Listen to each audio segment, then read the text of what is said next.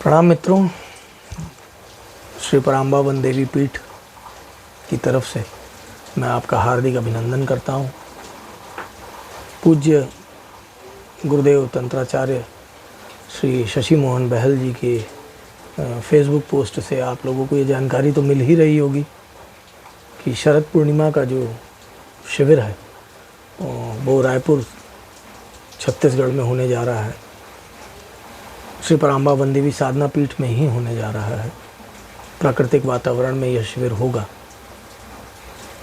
और प्रायोगिक पक्ष पर पूज्य गुरुदेव ने कुछ लिखा है कि यहाँ चंद्रबाण साधना आपको चंद्र ग्रहण के अवसर पर कराई जाएगी। बहुत ही अच्छा अवसर मिल रहा है। शरद पूर्णिमा भी है, आरोग्यदायिनी खीर का निर्माण होता है मंत्रों के जाप के द्वारा। चंद्र ग्रहण भी है तो चंद्रबाण साधना भी होनी है, जाप भी होना है। दूसरे दिन शिविर है, उस दिन भी आपको नई चीज़ों के बारे में, नए मंत्रों के बारे में और अन्य साधनाओं के बारे में जानकारी मिलेगी ही। और सबसे अच्छी बात यह है कि इस शिविर में पूज्य गुरुदेव ने तंत्र सबके लिए मिशन, जो उनकी संस्था है जिसके हम सभी लोग सदस्य हैं, उसमें नए सदस्यों की सदस्यता पुनः खोल दी है। पुनः उन्होंने सदस्यता आरंभ की है। तो जो नए सदस्य हैं जो बनना चाहते हैं या जो अभी बन रहे हैं, यह शिविर उनके लिए मील का पत्थर साबित होने जा रहा है। तंत्र निर्देश में आप जो भी वीडियो देख रहे हैं वो नए साधकों के लिए ही बनाए जा रहे हैं। पहले के 2 वीडियो आप देख चुके हैं कि मैंने बताया था कि तंत्र साधक की क्या दिनचर्या होनी चाहिए, कौन से दैनिक मंत्र होने चाहिए, दैनंदिनी में कौन कौन से मंत्रों का उपयोग किया जा सकता है। आज जो वीडियो मैं बनाने जा रहा हूँ वो वीडियो सीधे अब हम तंत्र साधना के क्षेत्र में, मंत्र साधना के क्षेत्र में कदम रखने जा रहे हैं। तो सबसे महत्वपूर्ण जो चीज़ है वो रक्षा मंत्र होता है। मैं आज आपको 3 मंत्रों के बारे में बताने जा रहा हूँ। यह तीनों ही मंत्र अद्भुत हैं और इन तीनों मंत्रों का आपको पुरस्चरण करना है। पुरस्चरण का अर्थ है कि संकल्प पूर्वक आपको इसका अयूत जाप, अयूत अर्थात 10,000 जाप करना है और उसका दशांश हवन करना है।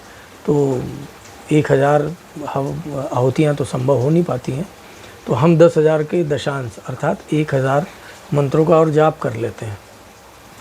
उसके बाद हम 1,000 का दशांश अर्थात 100 मंत्र होते हैं, तो 108 मंत्रों से हम हवन करते हैं और 190 मंत्र से हम पूर्णाहुति संपन्न करते हैं। तो पुरस्चरण आपका पूर्ण माना जाता है। जब हम पुरस्चरण की बात करते हैं तो उसमें जाप भी होता है, हवन भी होता है, तर्पण भी होता है, मार्जन भी होता है और ब्राह्मण भोज भी होता है।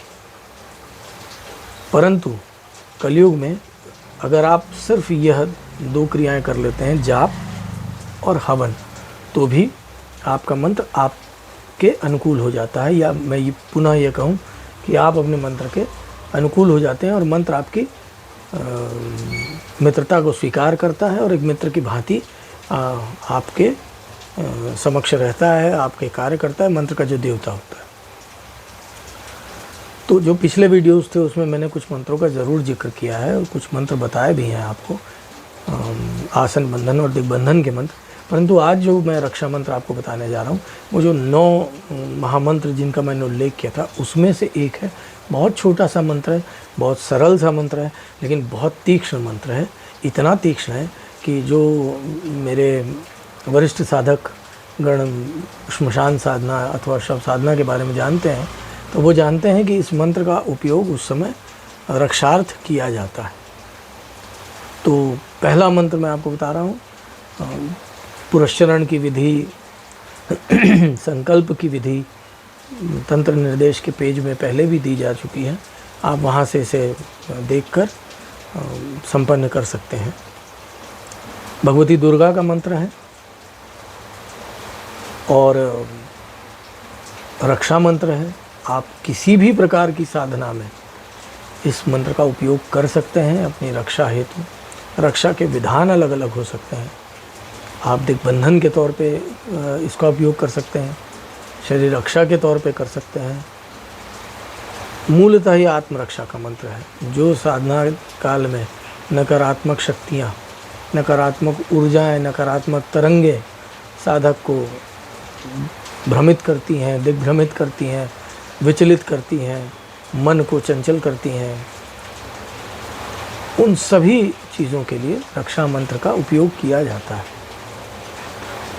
आप अपने इर्द गिर्द जल का छिड़काव कर सकते हैं, रक्षा रेखा खींच सकते हैं।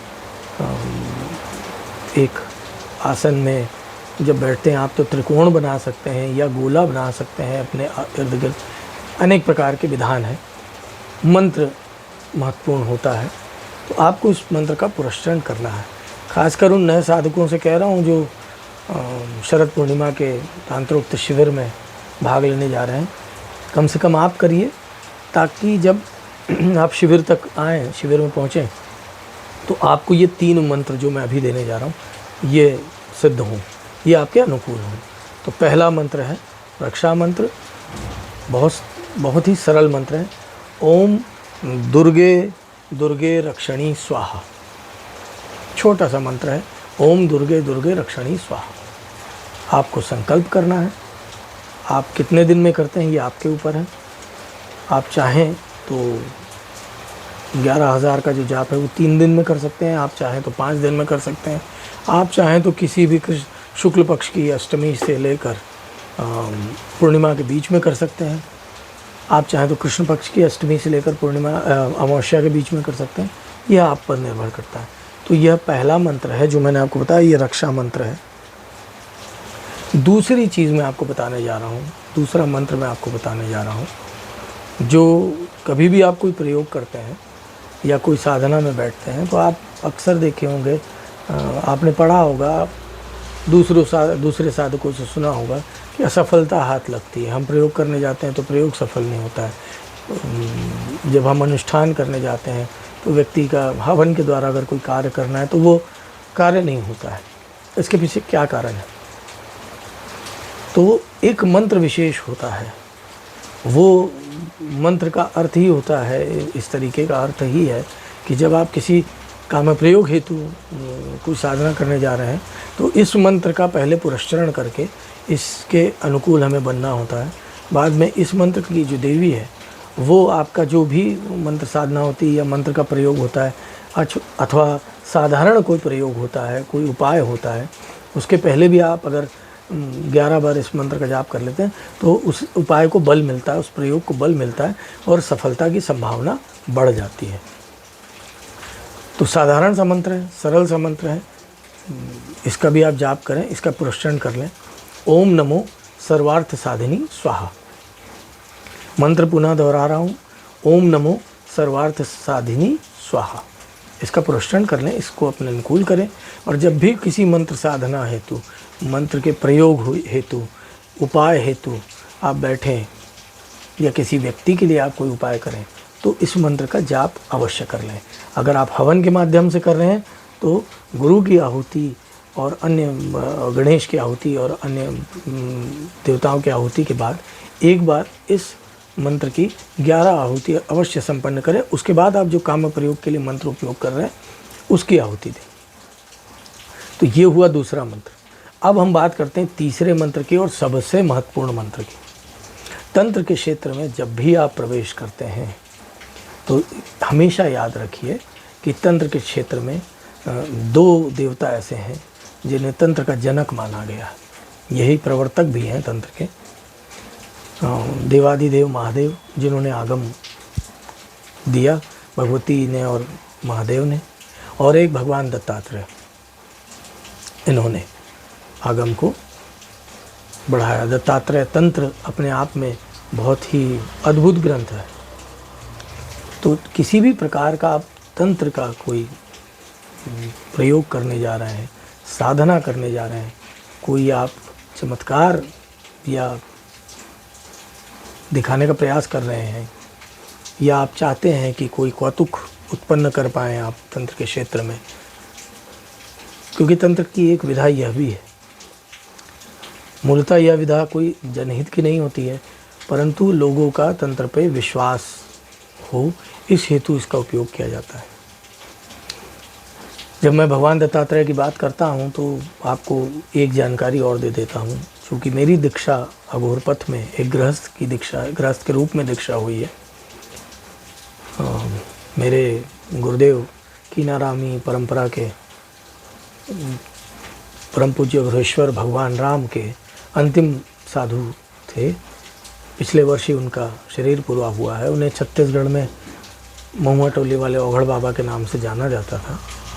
उनसे जो मुझे भगवान दत्तात्रेय के बारे में और अघोर के बारे में जो जानकारी मिली वो मैं आपको बता देता हूँ कि अघोर के दो घराने हुए हैं। एक हिमालय घराना है और एक गिरनारी घराना है। जो हिमालय घराना है वो जो है भगवान गोरखनाथ जी की परंपरा से, भगवान गोरखनाथ की परंपरा जो है वो हिमालय घराने की है। उसके भी जो प्रणेता हैं वो देवादिदेव महादेव हैं और उसके जो प्रवर्तक हैं वो भगवान दत्तात्रेय। और दूसरी जो परंपरा है उसे हम गिरनारी परंपरा कहते हैं। उसके प्रवर्तक, उसके भी जो प्रणेता हैं वो देवादिदेव महादेव हैं। और एक बड़ी गोपनीय बात मैं आपको बताऊं कि उसके जो जनक वो भगवान विष्णु हैं। चीन आचार पद्धति जिसे हम कहते हैं उसके जनक ही भगवान विष्णु हैं। इसके विस्तार में मैं नहीं जा रहा हूँ। और उसके जो प्रवर्तक हैं अघोर मार्ग के वो भगवान दत्तात्रेय हैं। अघोर का कौन सा? गिरनारी परंपरा का मार्ग। तो आज भी आप जब जूनागढ़ के गिरनार शिखर पर जाएंगे तो दत्त पादुका एक स्थान है जहाँ भगवान दत्तात्रेय की पादुका स्थित है। और एक गोरखनाथ जी को समर्पित एक पहाड़ी है। और एक पहाड़ी जो है वो भगवान अघोरेश्वर कीनाराम जी की पहाड़ी है, जिन्हें जो नई पीढ़ी का अघोर पथ है उसका जनक माना जाता है। जो वाराणसी के कृमकुंड में जिन्होंने अपनी धुनी जमाई थी और जहाँ उन्होंने भगवती हिंगलाज का यंत्र स्थापित किया था। और भगवती को बलूचिस्तान में जो भगवती का स्थान है वहाँ से भगवती उनके साथ आई थी और जहाँ उनकी समाधि है कृमकुंड में। तो भगवान दत्तात्रेय के बारे में हम बात कर रहे थे क्योंकि उन्हीं का मंत्र है। जब भी हम तंत्र की कोई भी सिद्धि या कोई भी साधना में प्रवृत्त होना चाहते हैं तो उनका आशीर्वाद, उनका आशीष सबसे ज़्यादा महत्वपूर्ण है। तो भगवान दत्तात्रेय के अनेकों मंत्र हैं, पर मैं जो मंत्र आपको बता रहा हूँ वो मूलतः तंत्र मंत्र की जब सिद्धि हम करने जाते हैं तो उसका उपयोग करते हैं। और इस मंत्र की प्रसिद्धि इतनी है कि समान रूप से चाहे गोरख परंपरा के लोग हों, चाहे बाबा कीनाराम की परंपरा के लोग हों, चाहे भगवान दत्तात्रेय की परंपरा, बहुत सारे लोग हैं जो भगवान दत्तात्रेय की परंपरा से हैं, वो भी इस मंत्र का बड़ा सम्मान करते हैं। और गिरनार में एक कहावत है कि दत्त गोरख की अद्भुत माया, बीच में औघड़ आन समाया। एक पहाड़ी में भगवान दत्तात्रेय बैठते थे, एक में भगवान गोरखनाथ बैठते थे और एक में भगवान कीनाराम बीच में बैठते थे। तो जब भगवान दत्तात्रेय एक चिलम हवा में भेजते थे गुरु गोरखनाथ जी की तरफ, तो बीच में बाबा कीनाराम उसको ले लेते थे और उसको ग्रहण कर लेते थे और वापस भेज देते थे। तब ये कहावत बनी थी। तो वहाँ एक जो पहाड़ी है उसे औघड़ टीला कहा जाता है, जहाँ बाबा कीनाराम का स्थान है। तो यह स्थान जो है ये गोरखनाथ पंथ के जो साधु हैं, जो अघोर परंपरा है, हिमालय परंपरा और गिरनारी परंपरा जो बाबा कीनाराम की, उनके लिए, और तंत्र की जितनी परंपराएं हैं उन साधकों के लिए भी गिरनार पर्वत और दत्त पादुका और भगवान दत्तात्रेय का बड़ा महत्व है। तो मैं आपको जो मंत्र बताने जा रहा हूँ उस मंत्र का भी आपको पुरस्चरण करना है अगर आप तंत्र के क्षेत्र में प्रवेश करने जा रहे हैं तो अनायास ही बहुत सारी चीज़ें आपको मिलने लगेंगी। बहुत से जो तंत्र मार्ग के पथिक हैं, साधक हैं, उच्च कोटि के साधक हैं और जो आपके तरह के नए साधक हैं वो आपसे जुड़ने लगेंगे और इस मार्ग के जितने पथिक हैं वो आपसे मिलने लगेंगे, अपने अनायास मिलने लगेंगे और उनसे आपको ज्ञान मिलने लगेगा। बहुत सारी चीज़ें ऐसी भी हो जाएंगी कि अनायास मिल जाएंगी आपको। तो वो मैं मंत्र बताने जा रहा हूँ, भगवान दत्तात्रेय के मूल मंत्र पे नहीं जा रहा हूँ, उनका मूल मंत्र अलग है। तंत्र मंत्र जब आप इस मार्ग में आगम में आते हैं तो इस मंत्र का सर्वाधिक उपयोग किया जाता है। इसका पुरस्चरण करिए और फिर आप तंत्र के क्षेत्र में आगे बढ़िए, आरंभ करिए तंत्र को। मंत्र है ओम परब्रह्म परमात्मने नमः। ओम उत्पत्ति स्थिति प्रलय कराय ब्रह्म हरिहराय त्रिगुणात्मने सर्व कौतुक निदर्शनाय दत्तात्रेयाय नमः। तंत्र सिद्धिम कुरु कुरु स्वाहा। मंत्र मैं पुनः कह रहा हूँ। ओम परब्रह्म परमात्मने नमः। ओम उत्पत्ति स्थिति प्रलय कराय ब्रह्म हरिहराय त्रिगुणात्मने सर्व कौतुक निदर्शनाय दत्तात्रेयाय नमः। तंत्र सिद्धिम कुरु कुरु स्वाहा। यह मंत्र का आपको 11,000 जाप करना है और फिर 108 आहुतियाँ आपको देनी है। जब मैं ये मंत्र बता रहा हूँ तो मैं आपको बता दूँ कि रक्षार्थ स्वरक्षा के लिए बहुत सारे कवच उपलब्ध हैं। उनमें से एक भगवान दत्तात्रेय का पंजर कवच भी है, अद्भुत है। आप दत्तात्रेय तंत्र या भगवान दत्तात्रेय का कोई भी जो साहित्य उपलब्ध है उसे देखेंगे तो उसमें यह मिलेगा।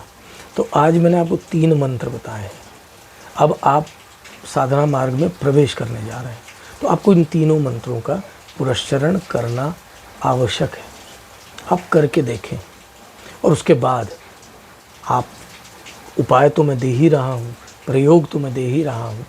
अगर आप उस प्रयोग में सफल नहीं हो पा रहे हैं तो आप जो मैंने ओम नमो सर्वार्थ साधिनी स्वाहा मंत्र बताया उसका एक बार उपयोग करें प्रयोग के पहले। आप देखेंगे कि लाभ जो है वो बढ़ गया है। तो इन 3 मंत्रों का अवश्य पुरस्चरण करें। शरद पूर्णिमा के शिविर में जो प्रतिभागी आना चाह रहे हैं, जो आ रहे हैं, नए साधक जो हैं, वो तो अवश्य ही करें।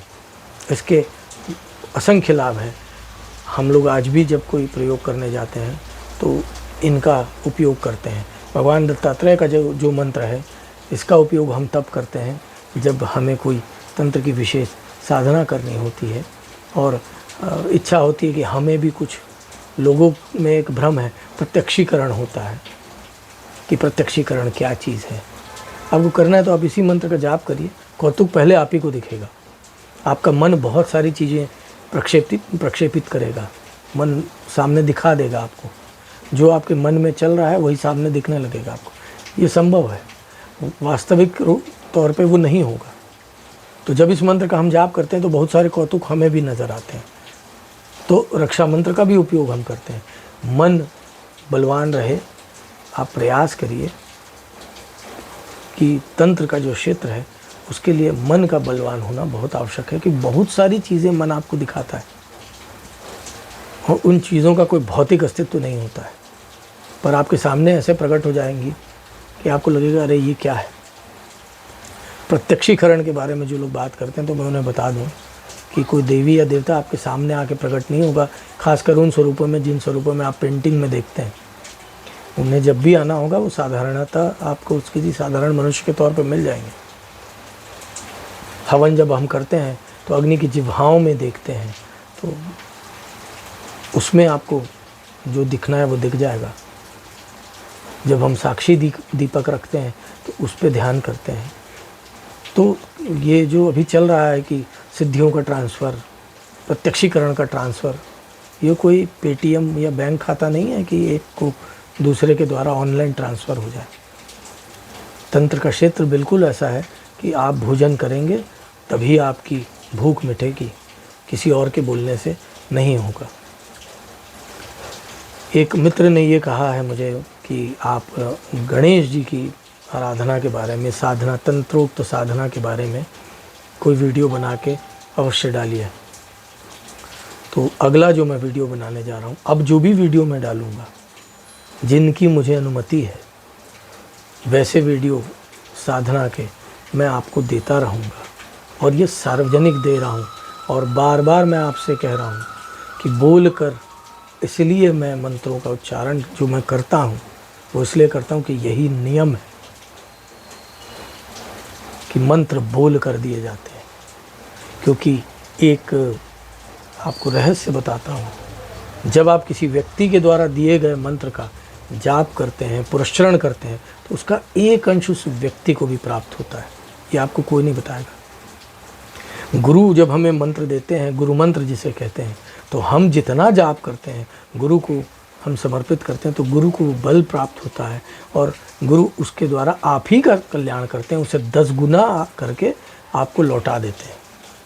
मैं ये नहीं कह रहा हूँ कि मैं मंत्र बता रहा हूँ तो मैं गुरु हूँ, मैं ये तकनीक आपको समझाने का प्रयत्न कर रहा हूँ।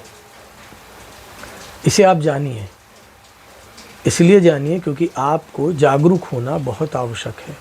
क्योंकि फेसबुक या यूट्यूब में अनेक लोग बैठे हुए हैं जो बेवकूफ़ भी बना रहे हैं। साधना सभी के लिए सुलभ है, हर कोई कर सकता है। आप करें, भगवती से प्रार्थना करें।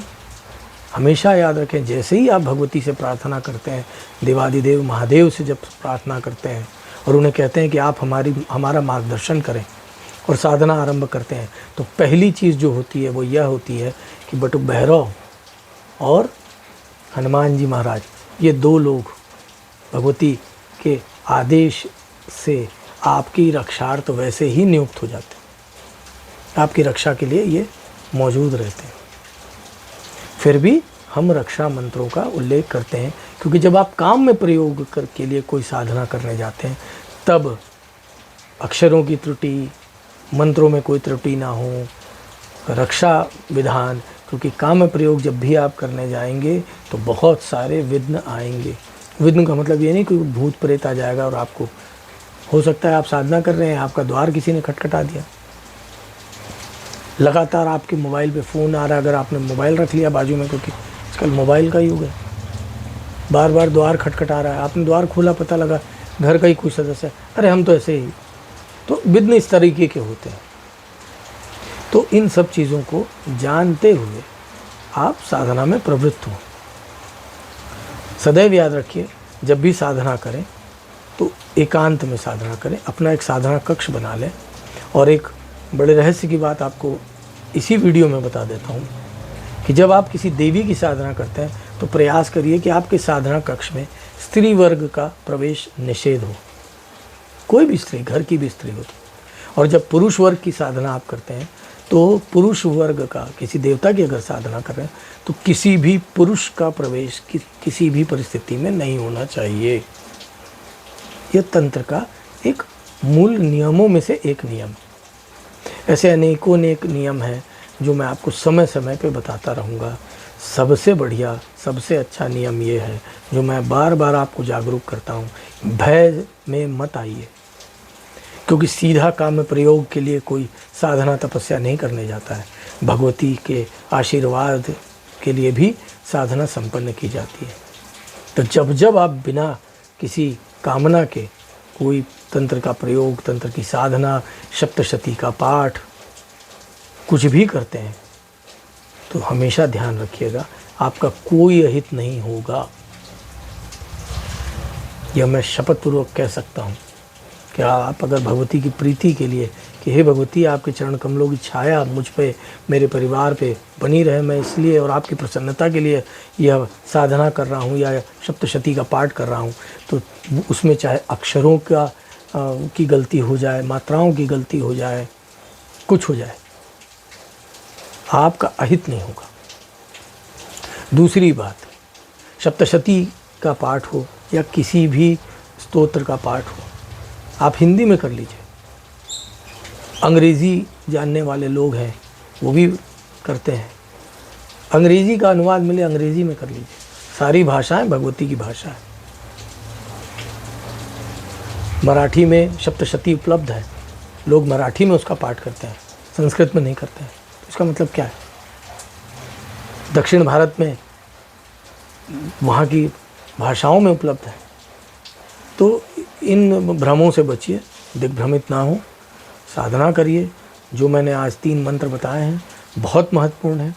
इन 3 मंत्रों को आप अगर कर लेते हैं तो आप समझिए कि साधना के क्षेत्र का द्वार आपके लिए खुल जाता है और आप धीरे धीरे फिर जो साधनाएं बताई जाएंगी वो आप करें और मेरा एक निवेदन मानिए कि बहुत सारी चीज़ें हैं जो मैं फेसबुक के माध्यम से आपको नहीं बता पाऊँगा, या अन्य साधक भी आपको नहीं बता पाएंगे, न व्हाट्सएप के माध्यम से बता पाएंगे कि व्हाट्सएप में कोई प्राइवेट ग्रुप बना लिया उसमें हम बता रहे हैं, या फेसबुक का कोई प्राइवेट ग्रुप बना लिया। ना, आमने सामने बैठना होगा।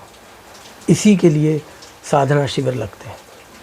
तो आइए, शरद पूर्णिमा में श्री पराम्बावन देवी साधना पीठ में एक शिविर होने जा रहा है। बहुत कम स्थान बचा है उस साधना स्थल पे ठहरने के लिए। हाँ, आप साधना शिविर में भाग ले पाएंगे, पर उस स्थान पे नहीं रुक पाएंगे। अगर लोग ज़्यादा हो जाते हैं तो बाहर रुकेंगे। पर आइए, ये जो शिविर है ये नए साधकों के साथ साथ जो पुराने साधक हैं, जो वरिष्ठ साधक हैं, उनके लिए भी है। और जब आप आएंगे यहाँ तो बहुत से वरिष्ठ साधकों से आपका परिचय होगा जो पूज्य तांत्रिक बहल के शिष्य हैं। कुछ के नाम मैं आपको बता भी सकता हूँ। प्रकाशनाथ तंत्रेश जो श्री मकर ध्वज बालाजी धाम ब्यावर वाले हैं, वो इस शिविर में आने वाले हैं। डॉक्टर RS प्रसाद पटना से बहुत वरिष्ठ साधक हैं, तंत्र सबके लिए मिशन के बहुत पुराने साधक हैं। श्री राम प्रकाश शर्मा है, काशी विश्वनाथ उपाध्याय हैं वाराणसी से, मनोरंजन महंतो हैं उड़ीसा से, सूरज कुमार हैं तांत्रिक झारखंड से, योगी राज राकेश हैं। ऐसे बहुत नाम हैं जो अपनी अपनी विधा के अद्भुत लोग हैं। तो ऐसे लोगों से आपको मिलना होगा, आपका इनसे संवाद स्थापित होगा और आपको नई चीज़ें सीखने को मिलेंगी। क्योंकि श्री पराम्बावन देवी साधना पीठ का मूल वाक्य है, सीखो और सिखाओ। कुछ हम आपसे सीखें और कुछ आप हमें सिखाएं। क्योंकि तंत्र, ज्योतिष ऐसी चीज़ें हैं जिसे व्यक्ति जीवन भर सीखता है। कोई ये नहीं कह सकता कि मुझे सब कुछ आता है। तो आइए, हम आपका स्वागत करने हेतु बहुत लालायित हैं। श्री पराम्बावन देवी साधना पीठ में हम सब मिलेंगे शरद पूर्णिमा के शिविर में। जिन्हें जानकारी चाहिए होगी वो तंत्र निर्देश के पेज को देखें, अथवा पूज्य तंत्राचार्य श्री शशि मोहन बहल जी द्वारा जो लगातार पोस्ट की जा रही है उन्हें देखें। उसमें आपको ज्ञान भी प्राप्त होगा और शिविर संबंधी जानकारी भी मिलेगी। और ये जो मैंने 3 मंत्र बताए हैं, इनका ज़रूर आप पुरस्चरण करिए और आगे बढ़िए। और अधिक जानना हो तो आपको आना होगा, आमने सामने बैठना होगा।